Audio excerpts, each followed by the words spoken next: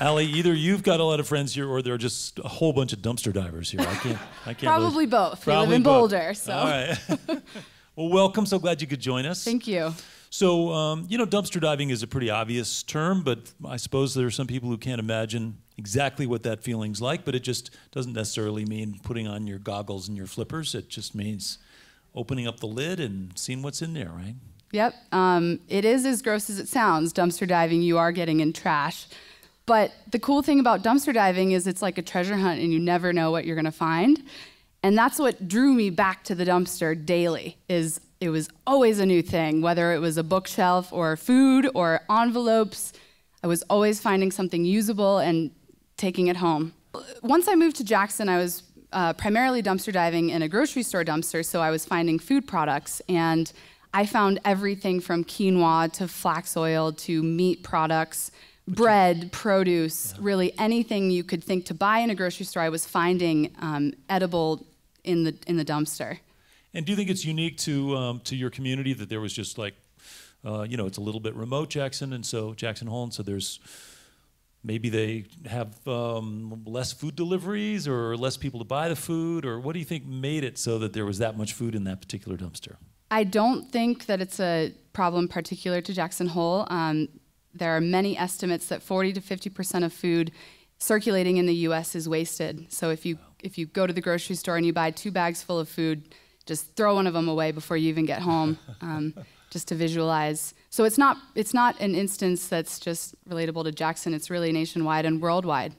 And so you were in there and you're finding all this food and you realize, I can't even eat all this stuff. This is great and I can't use it, so you wanted to find another place to put it, right? And then you decided to add a twist, a homegrown, self-powered kind of twist. Yes, I didn't have a car because I left it in Colorado, where I'm from. I actually ended up driving up a 1968 RV instead of my car. So I realized, you know, it's not efficient to drive produce around in my RV, so why not bike it? So since that conception, we've really been committed to using our bikes and reducing our environmental footprint by using bikes and trailers to transport the food. Wow, that seems a little awkward, but probably it depends on the bike and depends on how much you're carrying and all that stuff. Yeah. Is there a place where you bring the food after you've sort of found it and rescued it? Yeah, so we pick up food from 5 donors currently, and we are bringing to about 9 organizations in Teton County, Wyoming. So it really depends on where you're picking up that certain day, where it's going. And we have a whole matrix that I worked hours on, figuring out the best place to take each donation. So it's tailored. But do you sort it in your house, or where do you sort it all out? Yeah, so Whole Food Rescue was founded in my garage, really. My roommates were not pleased because we were parking our cars there, but then there were hundreds of pounds of produce instead of cars. And since then, I've actually moved to a different residence, and now we are using my own car and other volunteers' houses and residences. But we just received a grant that will help us fund a sorting and distribution center. So we're really looking forward to that progression. That's cool. And yeah. so on an average week of going out and collecting food and sorting it and distributing it, how much are you talking about? How much produce are you distributing? It's about 2,500 pounds a week. And that we really haven't even partnered with all of the potential food wasters of Teton County. We're about half full, so maybe we'll get up to 5,000 pounds a week, but right now it's 2,500. You say we, so you've got a crew now of people helping you sort and distribute. Yeah, so it started with me and my 2 roommates, and it's grown exponentially. We have about 40 full-time volunteers working with us on a weekly basis. And what does that mean, 40 full-time volunteers? So to be a full-time volunteer, it means you take on a weekly shift. So for example, you could take on the Monday Albertson shift. And every week you know that that's your commitment. Yeah.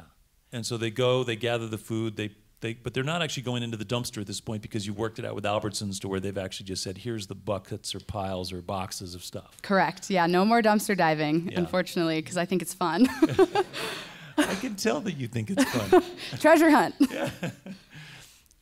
So then these volunteers help collect the stuff. You sort it now in your garage, or you're soon to be in your new facility. Yes. How many people do you think are actually benefiting from what you're up to? Well, based on estimates of how much a meal weighs, it's about 1.2 pounds. We're giving about 400 people meals per week. Yeah.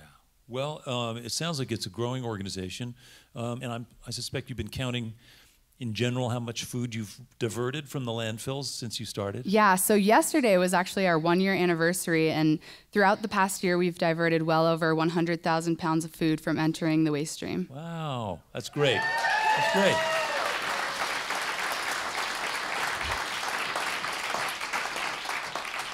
If you do go back to your passion and your love of dumpster diving, I want to suggest these coveralls with the zipper thing that the Greyhounds Maybe they'll have. give me one. Yeah, I think I'll buy it off them. I think it would be so freeing to have one of those things as you're crawling around in there.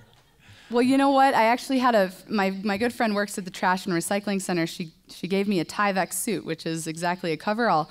But it just so happens that every time I was passing the dumpster, I didn't have my coveralls, so right. I would jump in my nicest clothes, which was devastating, but it was worth it because I was getting hundreds of dollars of produce out of the trash.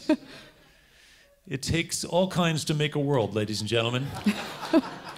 And thank God there are people willing to do things we don't feel like doing on behalf of others. It's just awesome. It's a great story.